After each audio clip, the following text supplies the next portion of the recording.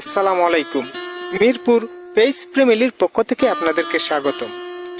দর্শক, এটা হচ্ছে আমার গ্রামের বাড়ির কবরস্থান। দর্শক, আজ আমরা এই দুনিয়া নিয়ে ব্যস্ত। কবরকে স্মরণ করার মতো আমাদের হাতে কোনো সময় নেই। অথচ নবী করিম সাল্লাল্লাহু আলাইহি ওয়াসাল্লামের সাহাবী হযরত উমর রাদিয়াল্লাহু তাআলা আনহু অর্ধ পৃথিবীর প্রেসিডেন্ট হওয়ার পরেও তিনি নিয়মিত আল্লাহকে সময় দিতেন। আর আপনি নাকি কাজের জন্যে নামাজের সময় পান না? কি জবাব দিবেন ওই মালিকের কাছে, যে মালিক আপনাকে হায়াত নামক একটি পুঁজি দিয়ে এই দুনিয়াতে প্রেরণ করেছেন? হয়তো পৃথিবীতে আপনি কিংবা আমি কেউই থাকবো না, কিন্তু রয়ে যাবে এই অদমের কিছু কথা যা আমি আপনাকে উদ্দেশ্য করে বলেছিলাম। পৃথিবীতে সবচাইতে শক্তিধর প্রেসিডেন্ট ছিলেন হযরত সুলাইমান আলাইহিস সালাম।